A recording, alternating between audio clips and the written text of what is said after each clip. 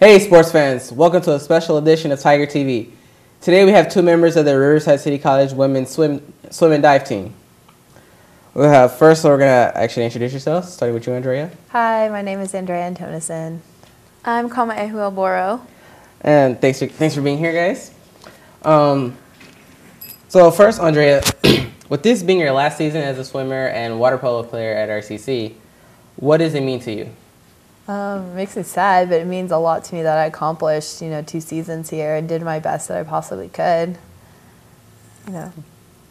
What is your favorite moment as a RCC water polo player, and what is your favorite moment as a RCC swimming athlete?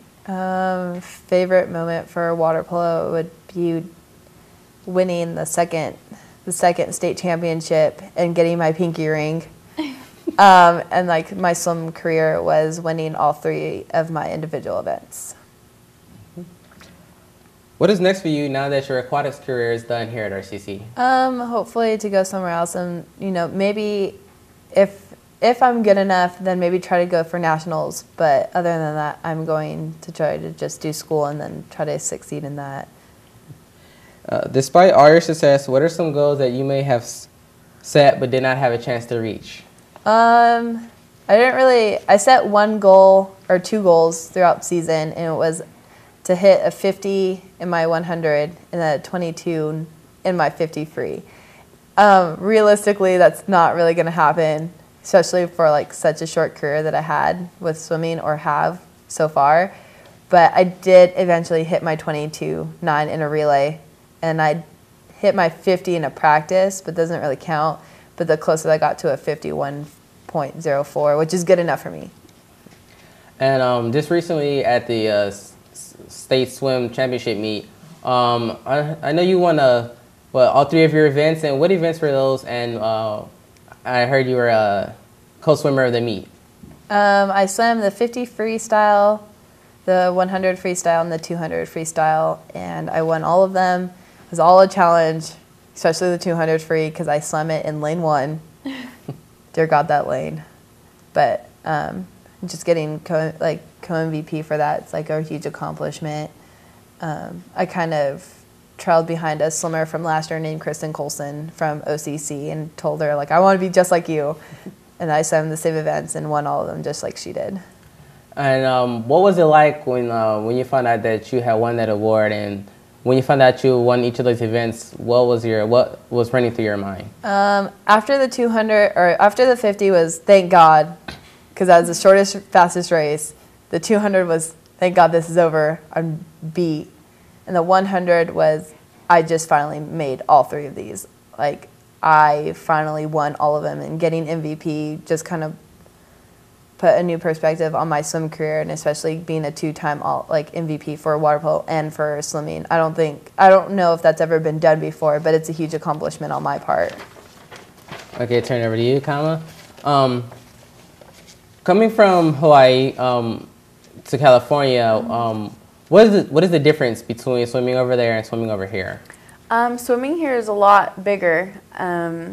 There's more people, more competition, which is always really scary. But I feel that everyone enjoys swimming more here, and they take it a lot more seriously, which I really appreciate because I obviously like to swim. What are some things that you said that you want to do over here that you didn't do over there? Well, I didn't swim for the last 2 years of my high school career, I guess. So coming here was just kind of a new beginning for me, and I am really happy at what I've accomplished so far.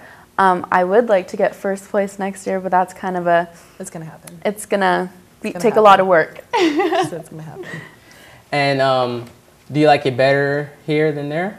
I loved swimming at home, and I had swum since I was very little, but I do admire my teammates and my coaches this year. I feel like they have played a very large role in everything that I've accomplished so far. So as for that, I could say that I do appreciate them more than I do at home. Now, you said that getting second in California is a big step up from getting first in Hawaii. Mm-hmm. What is it like? What does that really mean? Well, Hawaii is obviously a lot smaller than California, and just like I said, there's more people competing here. the times are faster, and it just kind of proves that I can do bigger things than just coming from Hawaii, small islands in the middle of the ocean, you know. And what is something that you can take from this year and put it towards next year's career at? Definitely the hard work. I know now obviously proves right. If you work hard, you'll achieve whatever you want. We set goals in the beginning of the season, and I hit mine, and it was because of hard work.